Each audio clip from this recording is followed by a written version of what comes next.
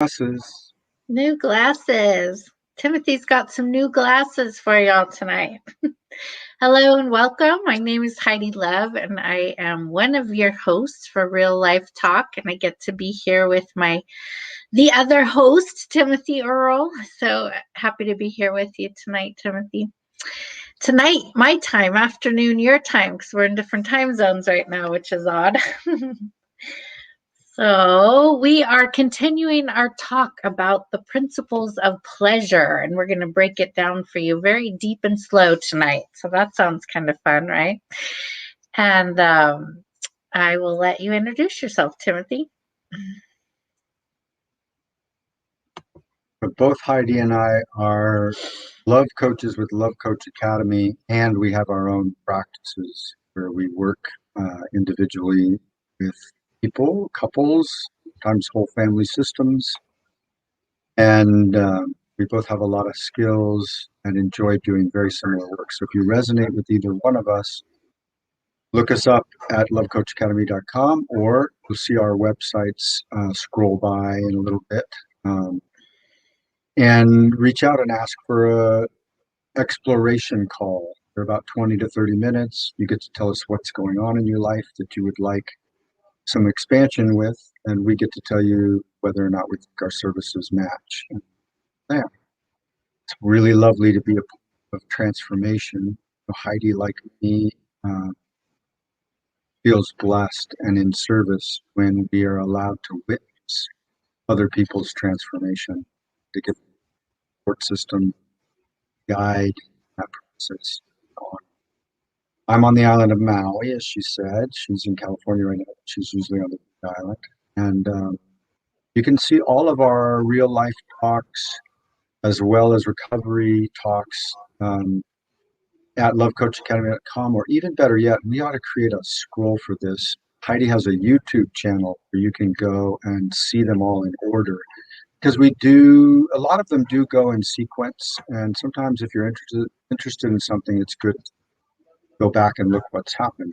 For example, this talk is the second part of a talk on principles of pleasure. We're going to dive deeply into those principles today, but last talk, there was kind of an overarching arc described.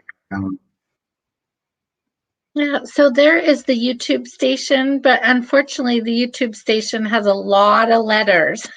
So I think it's easier to look up Heidi Love Real Life Talk and find it that way. I didn't realize. Yeah, like on YouTube, people can just put in the search Heidi Love Real Life Talk, and it should come up on YouTube. That'd be a whole lot easier. But anyway, although we could put it in the. Go ahead. Put it in the comments so they can go right to the link. Yeah, exactly. Okay, we will do that for you guys. So speaking of that, if you're live with us on Facebook, you can type in the comment bar and we can talk back and forth with you. You can ask us questions, you can make comments. We love to hear from you. Makes it so much more fun for us when you are participating with us. And we also love to have feedback of what you got out of the call, what you learned, and we invite you to please pass it on to your friends and share it or post it if you think that your friends and loved ones could get something out of it. So the YouTube station link is in the comments there, and we're going to dive in tonight. So I'd love to know who's on our call. If you want to say hi in the chat box, that'd be great. I'm excited about this. Last talk, I was loving what we were going over, and I kept wanting to go deeper into each topic. So yeah, I'm glad we get to do that. Meeting a precious need of mine. Thank you. Hi, Chantel. Nice to see you here. Yeah, so let's go one by one. What was the first one? I remember it being honesty. Do you want to kind of give an overview, a brief overview again of why you were going over this, or what the principles are? Not all of them, but just in general, like why we would use them. Yeah, let's just put a framework around this conversation. So a lot of times pleasure gets a bad rap, especially with a lot of non-dual, or I'll raise my hand, mindfulness practitioners. The idea that pleasure be a sin, meaning miss the bullseye in archery. So miss like full enlightenment, full integration, serving God. Pleasure could be a distraction. Pleasure could be a thing that pulls us off of our true path. And I look at pleasure a little differently.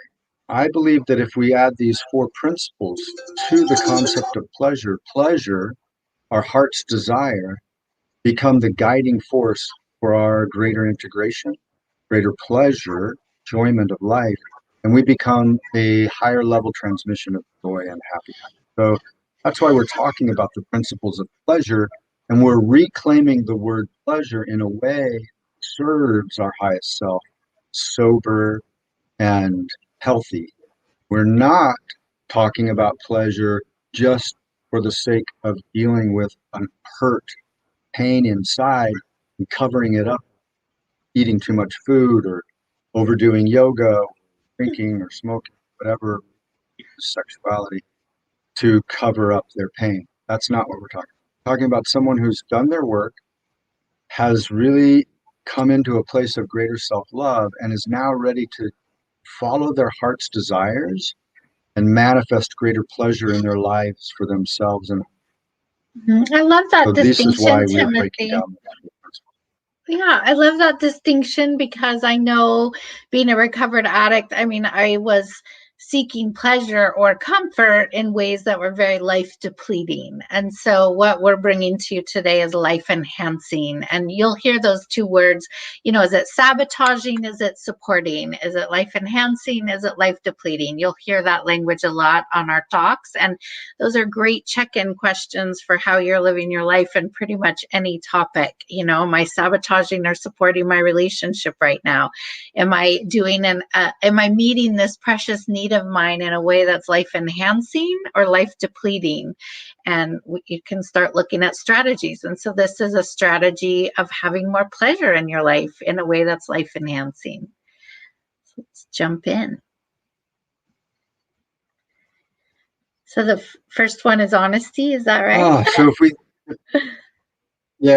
if we think of our hearts, and I said this last time too, as a treasure chest, and when we're living moment to moment present, usually there are events or things occurring in our life that if we just do what's in front of us, we can pick up a gem, a beautiful moment, a moment of great pleasure, and take that and put that into our heart, and it reverberates out, heals us and other people at a high level. So that's kind of the four principles are really about following the golden thread and putting each jewel that comes to us on that golden thread. It's not about creating pleasure. It's about finding the pleasure in present existence and following that and adding to your sense of pleasure. So if we were to go Ram Dass, it would be about be here now, or one of my Tibetan teachers says, as it is.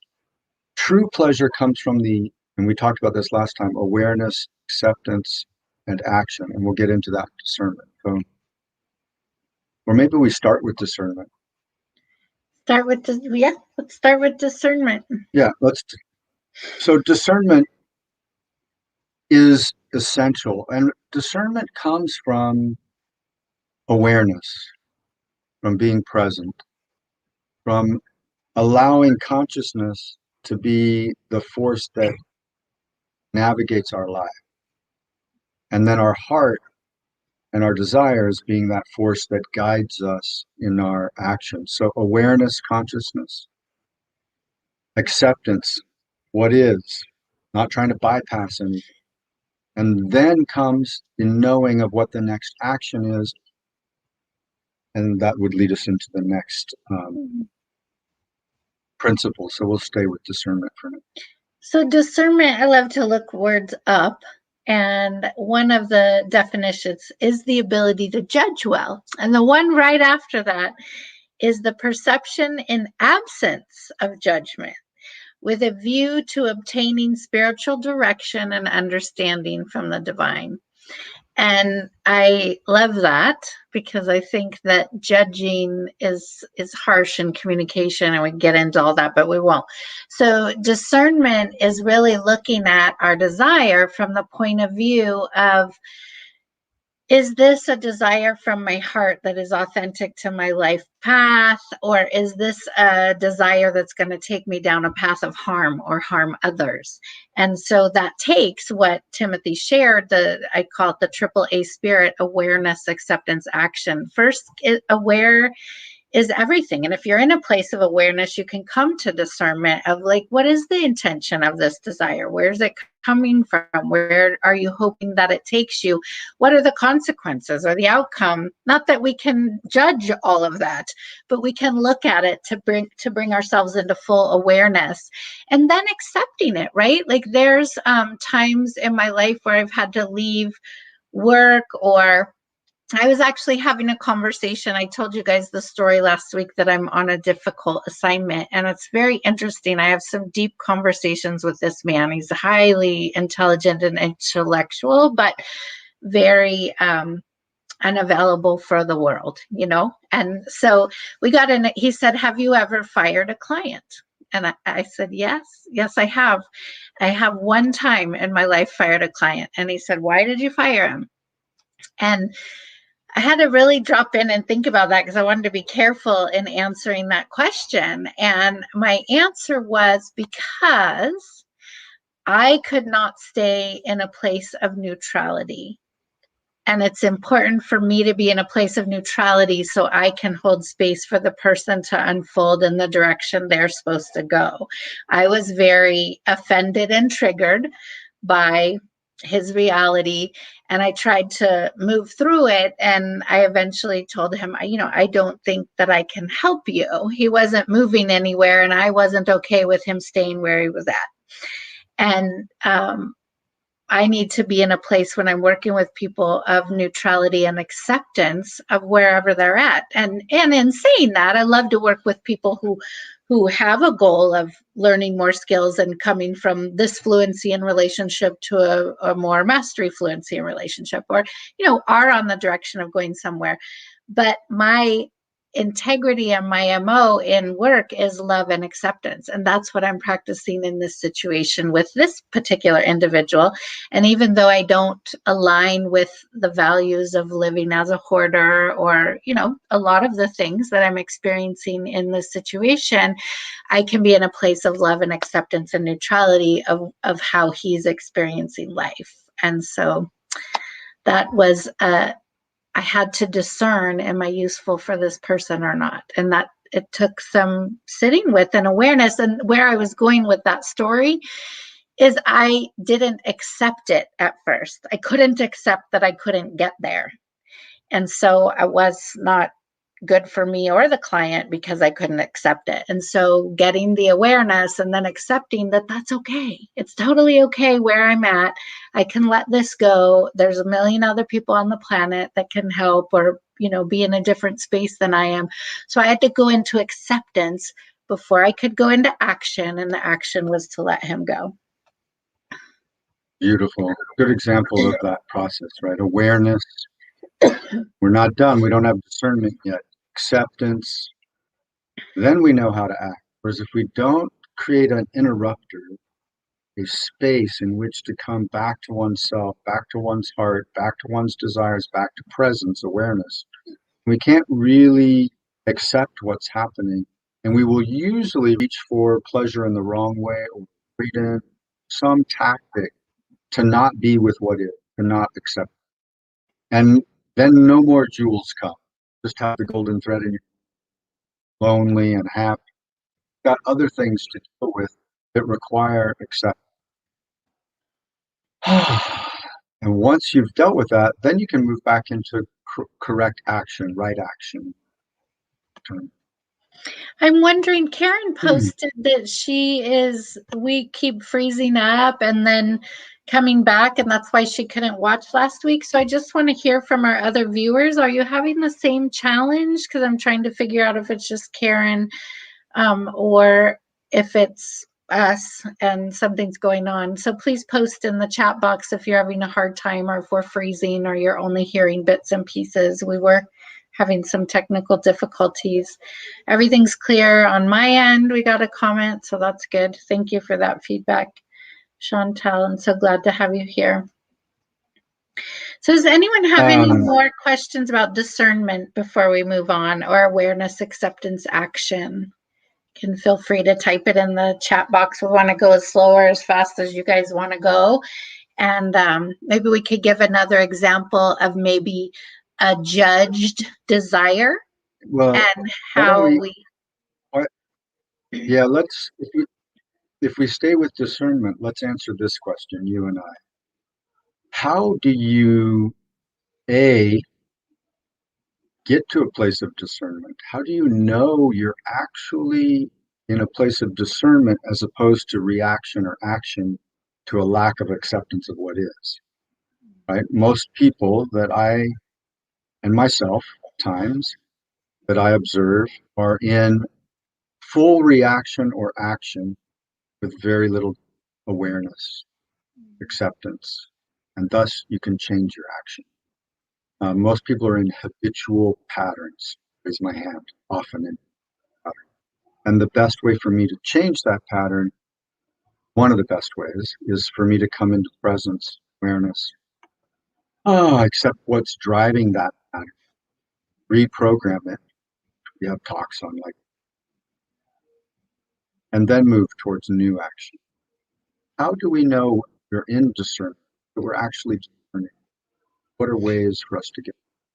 I mean, I have some check-in questions. I would say black and white. I can't answer that question. I don't ever know for sure. I try the best that I can to be coming from an authentic place, but do I know if I'm being influenced by some other part of myself? I mean, I have a lot more awareness than I did 20 years ago. So I think awareness is huge. Taking a pause. I mean, install a pause button. That's how we respond rather than react. So I think that's one tool all of us can use as humans, is to pause and get present. Another tool is looking at, what is your intention? What's the hopeful outcome of a conversation, of a desire? And we were talking about desire today. So if you have a desire to do something or receive something or to give something, what is the intention behind it? What's the hoped outcome? And that's a second question you can ask to gain more awareness. So pause, what's the intention? I use prayer. So if you have a meditation or prayer practice, that's another way to go in for clarity and ask for support from a bigger source than yourself. That would be a third tool that I use. One thing when I'm making decisions, like should I do this or shouldn't I do this? I know for me, if I'm obsessing about something I don't want to let go of, but I'm trying to decide out, or should I stay, should I go? When I'm in that obsessive mind, I recognize that as part of my resistance or addiction, in which I don't want to look at the truth. So I know I'm not in discernment if I'm in that obsessive thinking. So that could be a sign that you're not in discernment, is obsessive thinking. So when we're in a more peaceful place where we can pull it apart, I think. So those are my thoughts on discernment. Again, I don't have the perfect answer. Those are some of the things I use to find discernment. I'm going to ask this question and then you can answer it, Timothy. When is it good to be using discernment in our lives? I may have missed that part of the conversation.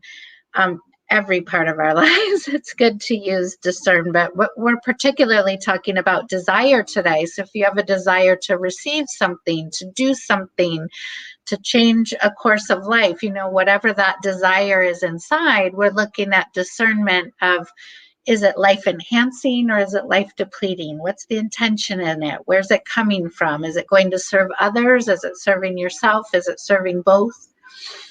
And we're defining discernment as awareness, acceptance, and then action. We are not defining discernment as a cognitive thing. Discernment is not logic. Discernment is not your thinking. It's not your mind. And most people get tripped up and think, oh, I should buy that house because, that's what people do at my age and I've saved up the money and I should do it. When their actual discernment, their felt experience is like, I don't want to buy this house. This isn't the right time. That's very different than the brain going, you can't buy a house right now. I want to buy a house right now. But you can't buy it. No conflict going on inside of you, that's lack of discernment. Mind is monkey mind. And most of us have an inner roommate or monkey mind that won't shut up and is constantly telling us mixed messages about everything, right? So that's not discernment. Discernment is awareness, acceptance, and action. And the pause, even taking a nap, knowing that there's no rush. If you're in a rush, you're not in a place of discernment. Discernment requires spaciousness. I love this saying and of if it's odd, it's God. If it's urgent, it isn't. And you can call it whatever you want. You don't have to use the word God, but if it's something, it's this, but if it's urgent, it isn't. And that sense of urgency is a direct sign. I love that Timothy said that it's not, you're not in discernment when you're feeling totally urgent or anxious about it. It doesn't mean it's not the right answer.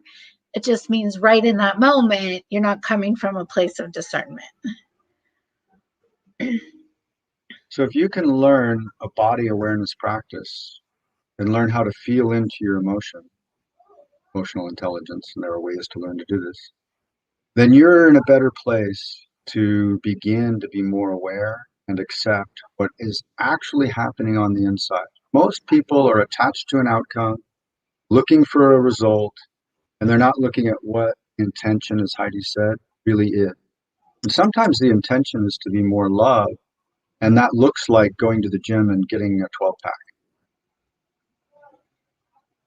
That's not really, and I don't mean to not go to the gym and work on your body or be healthy, but if the intention is love, I don't think changing the way you physically look is probably the best course of action, most expansive. Probably learning to accept whatever it is about yourself that you're having trouble accepting, and moving into the gym out of a desire to be the best, most optimum, healthy individual you can. Prayer and meditation, turning it over to God. I would like this to occur in my life, and I surrender it to God, and I trust that my seeking of this experience, God is on the other end of that seeking me. And the clearer I get, the more I resonate with it's happening, then the more likely it is that what it is can find me. And peace is a good indicator that you're in discernment. Discernment comes with peace. Awareness, acceptance, and then action is a very peaceful thing. There's not a lot of conflict going on. That helps us know and feel it in our heart and feel it in our body, somatic awareness. Body's not lying. If we're in conflict up here, we're playing ping pong with parts of ourselves. We're not in discernment, awareness. I think that's enough on discernment. Yeah. And like Heidi said to the question, the answer to the call, was a great question, is when do we use it? Why? All the time. Mm-hmm. If we could be in pause and awareness and acceptance before we act on anything every time, and then reset and reset, right? We might say, oh, I'm going to New York. I'm moving to New York. And then you're driving the U-Haul there and you're in Oklahoma and you're like, all this opportunity starts happening. And you're like, wow, this is where I want to be. But I've committed to New York. I've got a deposit and I've spent thousands of dollars and I got to take this truck there. If you really moved into discernment, awareness, acceptance in that particular situation, you might actually go, you know what? Staying in Oklahoma, money doesn't matter. Everything's flowing here. I know I'm supposed to be here. I can feel it in my body. So one of the things when we're living with discernment and we're following the 4 principles of pleasure, our life becomes more in flow. There's less resistance. People who are aware but stuck with not accepting things or in resistance, it's hard to get to the state you're describing. Yeah. All 3 parts are required: awareness, acceptance. I want to touch on something that you made me think of with that I think is so important, because I know there's a lot of you out there, and I suffer this myself, of making decisions. I get really stressed out about making decisions. And I have found that being in indecision is the death of me. And I have found that for many clients too, being in indecision. And it isn't like there's urgency to make a decision. Of course, especially big life decisions take thoughtfulness, discernment, awareness, acceptance, action.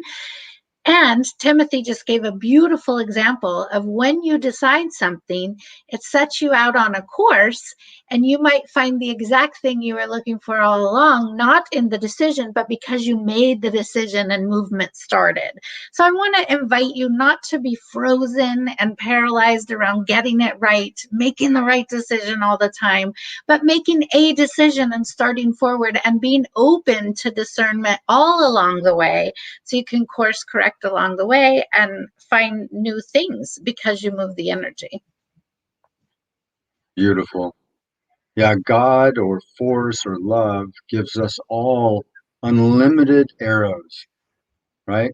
And we get to go ahead and try and hit that bullseye. And if we miss, it's called a sin. That's where the word comes from. It's an archery term. You missed the bullseye, or you missed the actual board. No problem. God gave you another quiver. Forgive yourself, forgive whoever you made the mistake. Forgive, and try again. And so there really is no wrong action.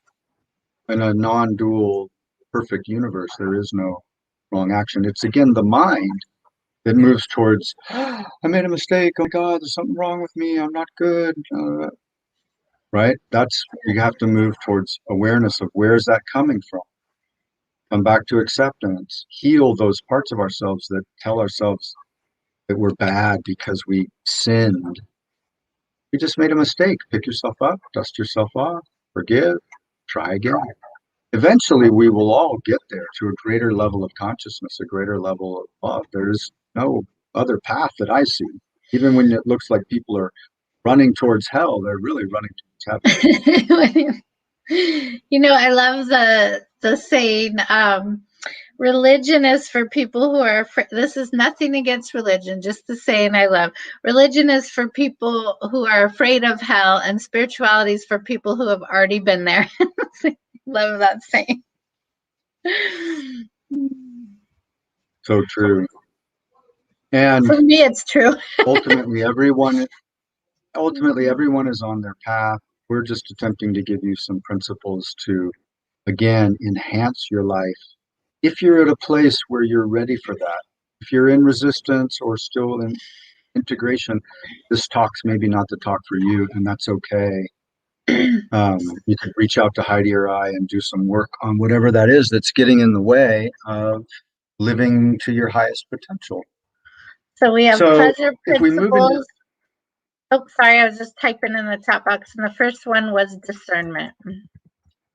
Discernment. If we move into desire, again, we're reclaiming this word, right? Desires are the things that keep us from the non-dual enlightenment state. We need to release ourselves of all desires. Good luck.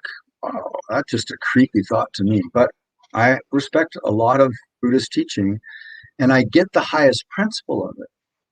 But no force in the universe created humans and put us in a place where there's strawberries and whipped cream for us to not enjoy that pleasurably, with honesty, with discernment, with desire being our guide, and consent. So, discernment would be, was this an organic strawberry? Is it a chemical strawberry? Do I discern that chemicals are bad for me or not?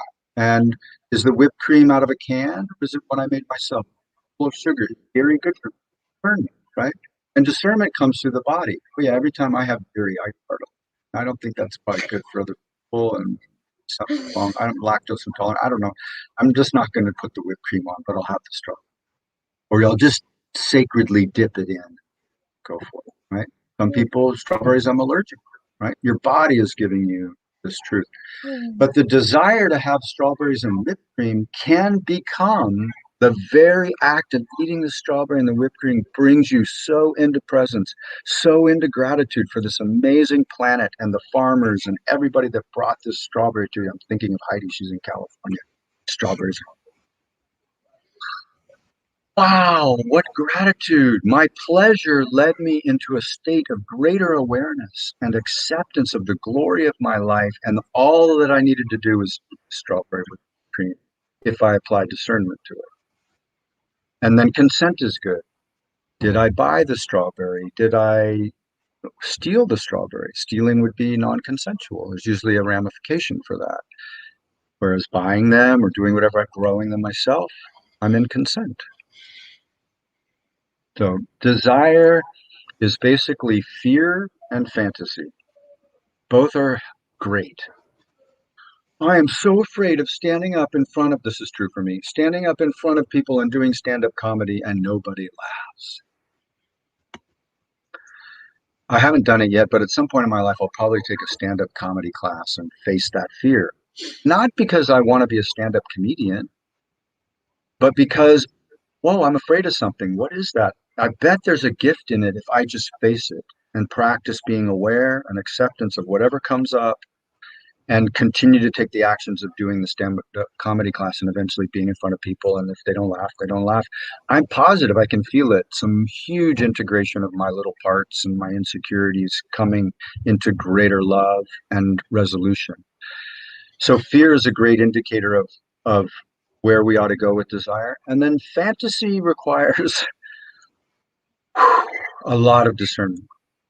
What is the impulse under the fantasy? Sometimes I've had fantasies that have come true. It's been amazing, amazingly healing. And usually the experience of the actual fantasy was so different than what my mind thought it would be. So the fantasy of hiking through the crater up here on Maui, it's a 12-mile hike, doing the whole crater hike. I had this huge fantasy. I followed it. Oh yeah, we're going to do it. We went and did it. Oh my God, it was exhausting. Hurt my body and I had to go slower and I had a lot of doubts and fears come up that I was getting old and I'd never be able to do this again and had to push through it. And at one point I had to surrender. I literally had to say, God, please take this pain from me so I can get out of this crater, this 2,000-foot ascent, and my knees hurting. Everything's hurting. I'm ready to quit, and I tried everything. I tried breath and presence and all the things I knew how to do. And finally I just said, God, please take this pain from me. Surrender. Gone. Surrender. Gone. Like that. And I hiked out of the crater and yeah, my body was sore for 3 days, but it was amazing how just that prayer, but the fantasy of the crater was so different than what actually occurred. But what occurred was what needed to happen. So I let go of any outcome. My intention was to have a spiritual kind of mind-altering experience, hiking through the crater and really bond with the nature. All of that happened, but the spiritual part took me more into some of my shadow, my fears of growing old, my body, it's recovering from cancer. It took me into all kinds of insecurities and I couldn't integrate them. And then when I prayed, turned it over to a higher power, boom. I love it. So fear and fantasy, two sides of desire. Desire being a great thing, not something to be afraid of, and not something to act on without the other principles. I have a desire to go do a bunch of math. Okay, let me check in with my discernment. Ooh, that would be really bad for your body, bad for your health. Every time you do that, you do things that you regret, and then you feel icky afterwards, and it's very addictive, and you're actually bypassing your core wounding from when you were a little boy or your fear. Yeah, you have social anxiety, and that's just kind of a way for you to bypass it. Oh, okay. Discernment tells me not to do this. Not a good desire. But the desire is fine. Yeah. What's the intention at the core of the desire? I want to get over my social anxiety. I want to have connections. I want to feel like God. Great. But that's a slower, probably harder path than doing meth, which is a quick way to get there. That's where we look at. I love that. I've never done meth, but what people tell me, I've worked with a lot. I was looking at that example, Timothy, and if you take it back to the beginning of the call, so we have a desire and then we're dropping into discernment. Is this what's my intention? Some of the tools we mentioned. And then is this life enhancing or life depleting? Is it helping myself? Is it helping others?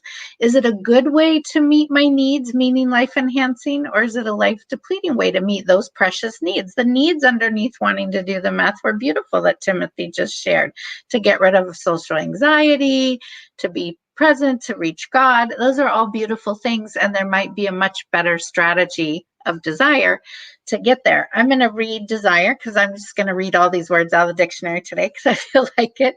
So desire as a noun is a strong feeling of wanting to have something or wishing for something to happen.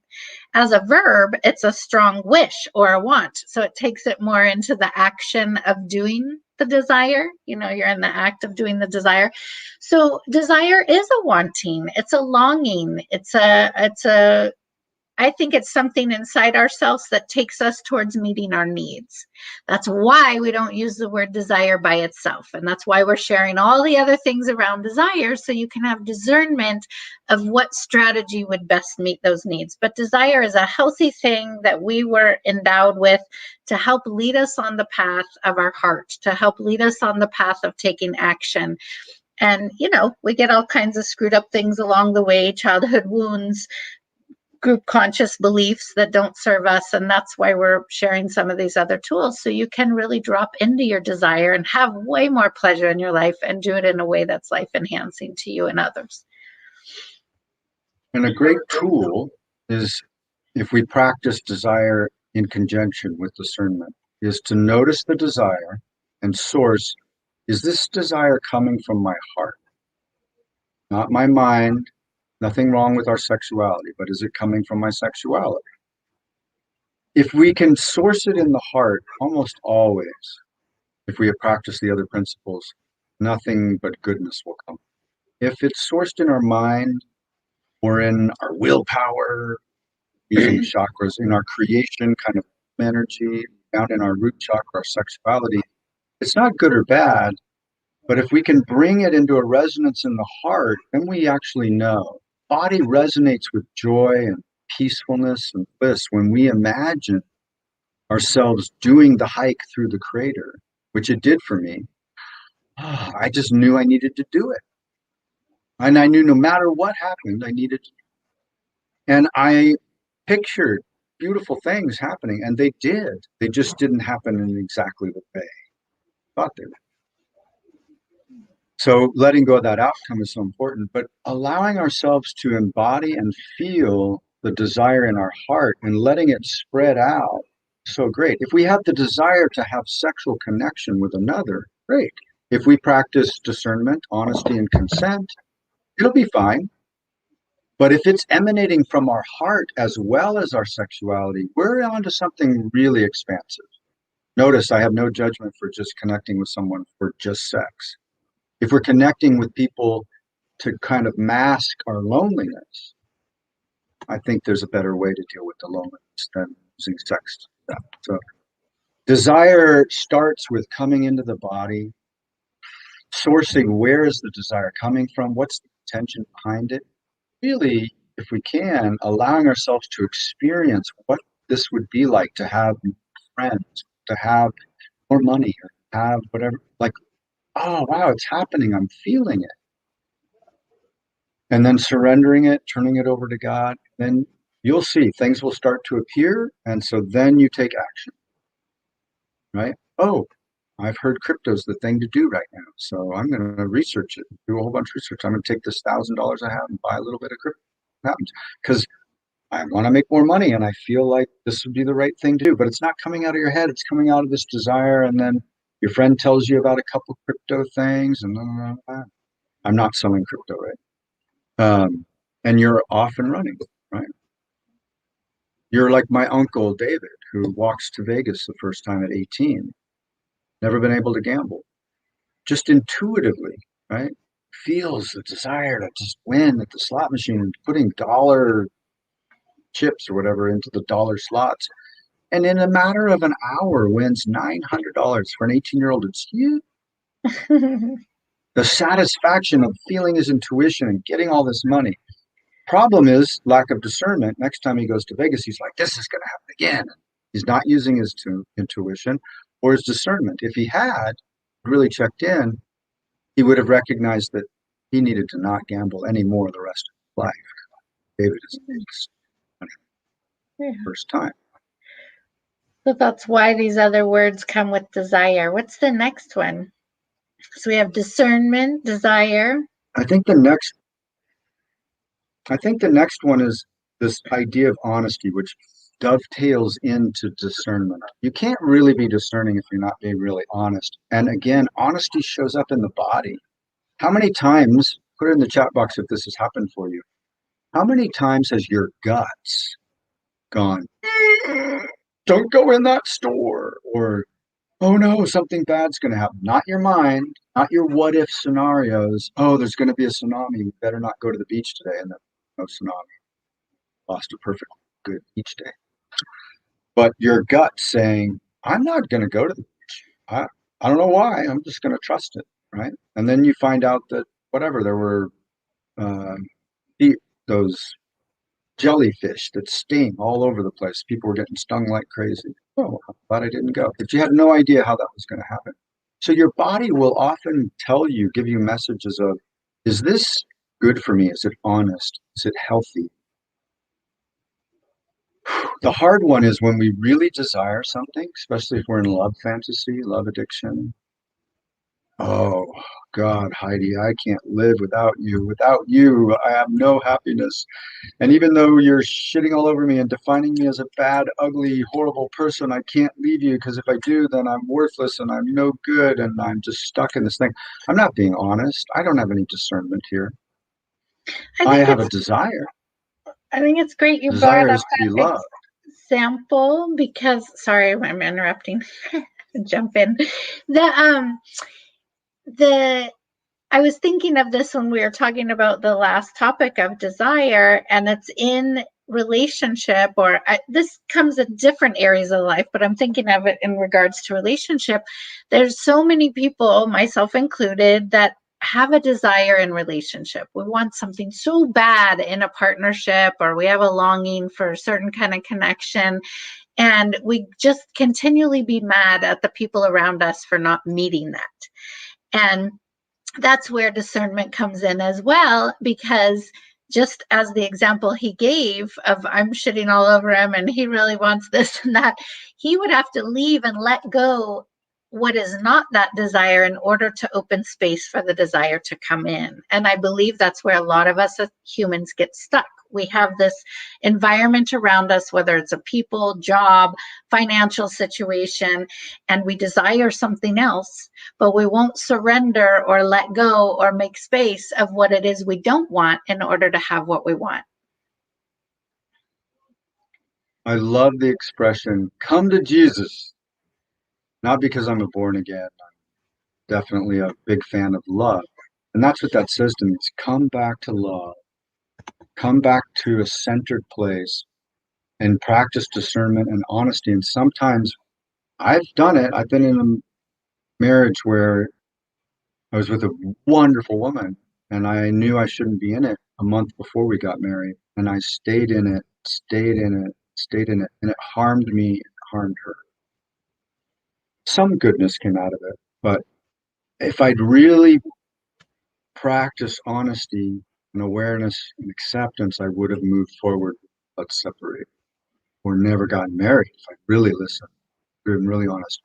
But all these other parts were there that I hadn't integrated or resolved, blind spots.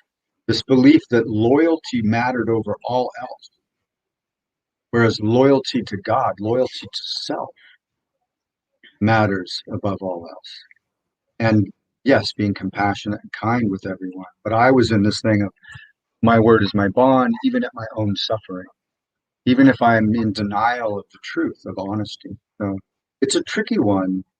Get really honest, really look in the mirror, come to Jesus.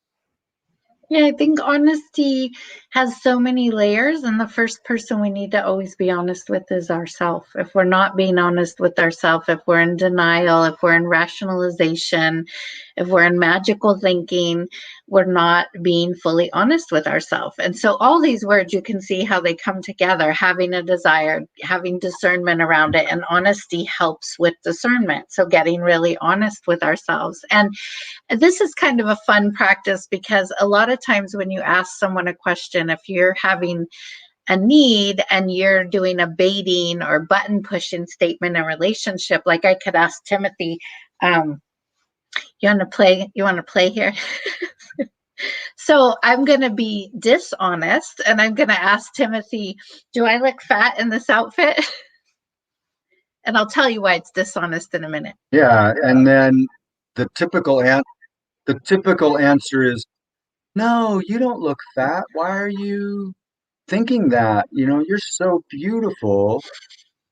Whereas if I were coaching Heidi, I would go to, why do you ask that question? Yeah. Yeah.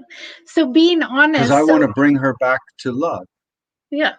So being honest, if I was going to ask that question, which I've asked it in the past, I would go a little deeper and be honest with myself. Do I really want to know if I look fat, or do I want some reassurance that I'm beautiful to this person? Or do I really want to know if this outfit flatters my body or doesn't flatter my body? And so really getting honest about what is the question that I'm asking, and do I really want to hear the answer? And I'm asking the question that's honest to get the honest answer. Because a lot of times, especially in relationship, when we're wanting more attention or we're feeling insecure about something, we'll ask a question and we set our partners up to lose because we're not asking the honest question. And so if I went back, I'm not really asking that question because I'm fine with my outfit and I don't feel fat. But let's just say my importance is that, hey, I'm going out.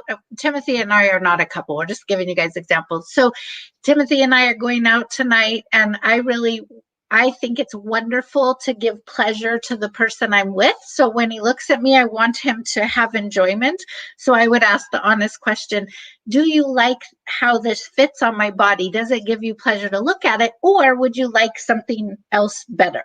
Instead of saying, do I look fat in this? Right? So you can get more specific of the question. That's a great one, because then I can say, okay, Heidi, we'll move over there. Okay, turn around, look, really look, right? And then it's easy for me to be honest with that one, because I get to say, I think it'd be nice if you had a bit of blue jewelry to go with it all and tied that together with your blue purse. And then I think it would pop. Or I actually like your red dress and it goes better with what I'm wearing, that kind of thing. And that, notice, I'm being honest with her, she's being honest with me, and we're co-creating the desire to have a magical evening, all dressed to where not only are we interested in each other and vibrating at our highest level, but we're also giving that gift to everybody that we encounter and that's around us. And I think that's a great way to start a date or go out. You're making me think of something that's so good. A lot of us that are people pleasers, put it in the chat box if you are, I'm raising my hand. Maybe I'm a recovering people pleaser. Because what happens with people pleasers is we're not honest. So we have a desire. I have a desire to be loved. So I go and do all of Heidi's dishes and I clean her whole house. And then I expect Heidi to give me love in a particular way. And I don't even tell her what that way is. And when she doesn't, I resent her for having cleaned her house and done her dishes. My offering isn't honest. I'm not saying, Heidi, I'd really like for you to give me a massage every week. And for that, I would like to clean your house and do your dishes because I think it needs to be done. And Heidi goes, I'm not interested in giving you a massage, and I don't need you to do my dishes. Right now we're in honesty. But if I hide my desire and cloak it by trying to go around and please to get what I want, then I get resentful. I'm going to end up feeling like a pretzel all twisted around. You can feel this, some of you, right? Energetically, you just don't feel open. You don't feel centered. You feel contorted. That body sensation is a good sign that you're not living an honest, authentic life for you. And usually if you listen to the body and that contortion, it'll show you where you eventually need to have some communication with yourself and with others. And if you can't bring the situation into alignment, then it is often time to go elsewhere and follow your desire and do it honestly with discernment. And the last word is with consent, because God's golden rule is consent. Oops, I did that in the wrong place. No, maybe I didn't. And I say that because the universe, love, God, won't do anything if you don't imagine it happening and feel into it. And even then, it won't do anything that your soul doesn't know is in your highest good. And even when we think bad things are happening to us, it's usually happening to bring us into some state that eventually causes for a catalyst to occur and for us to change and grow and come back to love, come back to God. But it's our choice. God works on consent. God is not a tyrannical dictator that molests people and lies to people and does all kinds of bad stuff and is power hungry. God says it's all yours and it's all consensual. Right? So we want to be practicing with our desire, with our discernment, with our honesty, consent. If I say to Heidi, I honestly want to get massages from you, I'm willing to do your dishes and clean your house, my discernment is this would be good for both of us. And I'm being real honest with you about it. And it would really help heal my bad back or my sense of connection with people. And Heidi says, I'm not interested in doing it. Well, then I don't want Heidi to do it. I want consent. If I do and I manipulate her or take it or whatever, ooh, right? There's going to be ramifications for that. You're going to be causing pain and then you're going to be getting more pain. So consent is the golden rule. It's God's sacred tenet. Yeah. And I think when people have consent or give consent, they're at choice. And when we're at choice, we're fully present.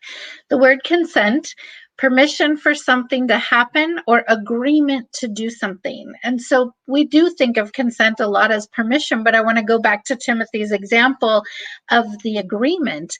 Like instead of being dishonest and going backwards about doing acts of service to get a massage, he's giving an honest conversation of a desire in order for there to be an agreement between it. And so it's not messy. You know, we get these, I'm doing this for you and I expect something and I'm not getting it back. And so I'm mad at you for not knowing that I wanted it. And this is where consent, honesty, desire, discernment, all these things can come into a clear conversation, especially when they involve other people. And you can have honest agreements that give consent. You know, when I offered to pay for my daughter's school, I didn't say, hey, I'm giving you this gift and I don't expect anything in return. And whatever you do with it is fine. I said, I'm willing to work my butt off and put you through school. Here's what I expect. Do you want to agree to that or don't you? Because they could have made another choice and done their own thing, you know? And so there's nothing wrong with having expectations. Unspoken expectations turn into resentments. And so having clear agreements about your desires or expectations or whatever word you want to put on it, you can have clear agreements and consent or non-consent with others. And I love what Timothy shared last week of when someone is a no, when someone's non-consensual, that we start to reframe it and look at it as thank you for taking care of yourself. Thank you for your honesty. A beautiful example today working with a father, and we're really working on food addiction, but you know, that brings in all other aspects of it. And he's a 6 on the Enneagram. We don't know anything about that, don't worry. But his personality structure is to create systems. And one of his systematic ways of having love languages, is doing doing acts of service with others that he loves and spending quality time with others that he loves. So for example, if he wants to go fishing, he can't go fishing by himself. He's got to have friends or his son or his daughter or everybody go. If he goes to church, church is no good unless the whole family goes. Well, he's surrounded by a bunch of people who don't really appreciate Christianity in a religious way and are phobic of it, right? But as we've worked together, I've helped him recognize if underneath it, wants connection. He wants love. He wants to be close to his children. And he's forcing them to do things against their will. Well, there's no consent. Who wants to be with somebody who's forcing them to get in the car and go drive around and look at Christmas tree lights when they're like 17 years old now and they don't even want to do it anymore? Whereas when he leads with honesty, I would really like all of us to go to church for Christmas and Easter. That's all I ask, twice a year. And then we'll discuss what the sermon was about and see if any of us got anything out of it. I've got no attachment to anybody getting anything out of it, but here's the honest part. It would mean so much to me. Only time I connected with my family growing up was to go to church together, those times of the year. Then it felt like the whole family was together. I want to recreate that experience for myself with all of you so that I feel that I have my family with me on Easter Sunday at church. I'll feel more loved. I'll feel more connected with you. Please do this for me. Well, they all want to do it. They don't want to go to church. They hate it. They don't want to go hear the sermon. But they want to when the give to dad him. left with his needs, when he led with his needs and his emotions, they all love him, so they go and do that. And that's Right? the But when he difference of would lead the other honesty. way, when he would lead the other way, he was, we're all going to church on Sunday. It's our family tradition. Patriarch. Boom. Right? What happened? Everybody. Right? Nobody went. And when I coached him to get more honest about what he was really trying to, what the desire that he had was trying to fulfill, and he led with that, then they all rallied and said, okay, we'll do Easter and Christmas every year. So Now, that's a people can beautiful change, story. though. Consent can change. His daughter could grow up and go to 21 and say, Dad, you know what? Consent has changed. I'm not stepping foot in a church of any kind ever again. And then she hits 35 and she goes, hey, Dad, you know what? I realize I want to go to church with you. I want to bring the kids and have that experience, right? Like people get to change. I married someone. I'm all in. Oh, crap. This is the wrong decision. I know it's the wrong decision. You get to change. You get to change your consent. So I think the nugget here is leading. What is the intention? What is our need? Using the discernment to get honest and then having those conversations with others so you can have clear agreements about your desires, or that they know why you even have the desire. And like Timothy said, it changes everything. If your desire is to take everybody to church and they don't know why, they may not want to do it. But when they know why, they might want to meet that need, and they may not. And again, we need to look at people's consent as a thank you for taking care of you. Thank you for being honest about you. And it's not always easy. That's not what we grew up with. But I think surrender is also a beautiful thing here, is to get what's that? Well, you think of it as a circle. It doesn't really matter where any of the four principles are. You could start with discernment, move up to consent, move over to honesty, move to desire. You could start with desire, but you need all four principles present in order to actually do this in a way that's life expanding. And it's a repeat. You don't just do it once.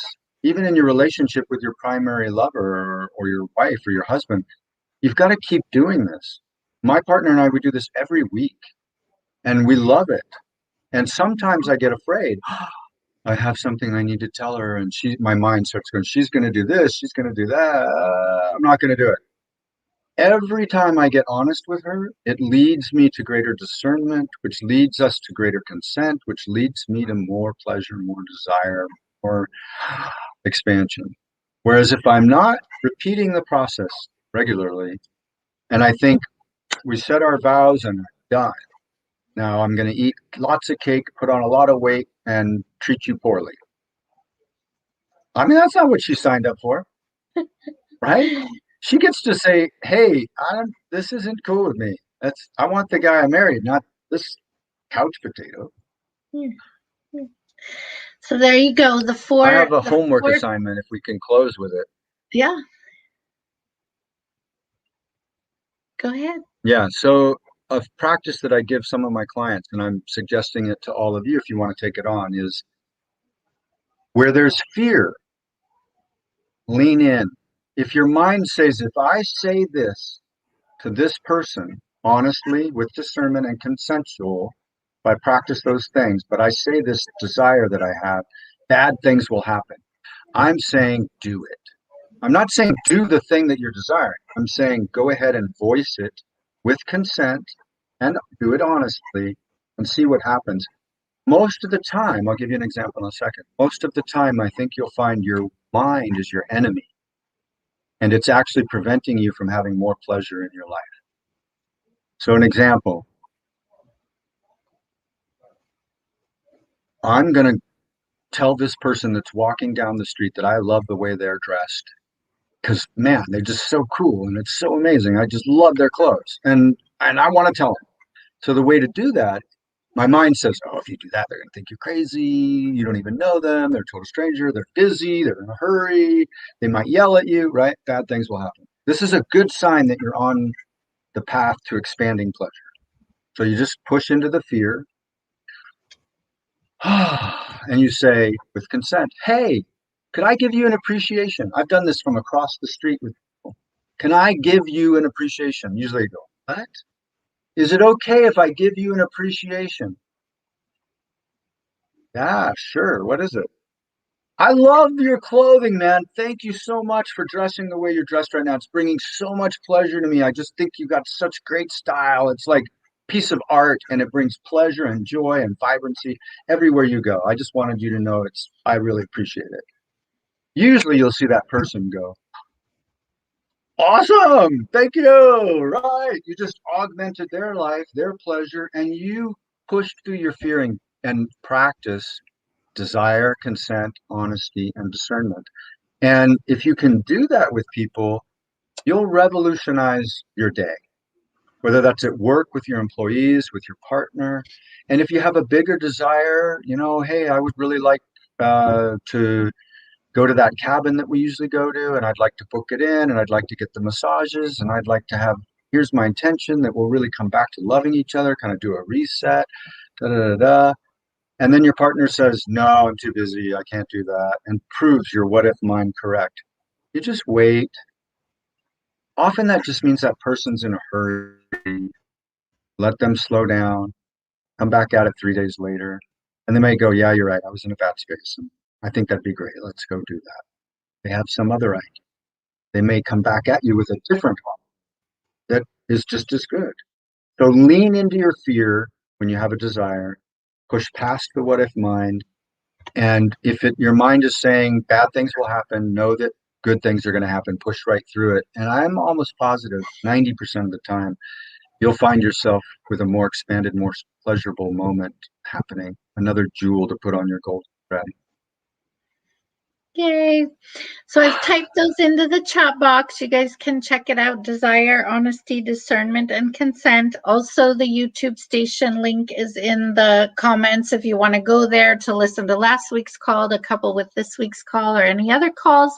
And again, reach out to Timothy and I to get those 30-minute strategy sessions and see where you're at and where you want to go, and if we'd be great assistance for you. We thank you so much for being with us today, and we'll be here next Tuesday, 6 p.m. Pacific Standard Time.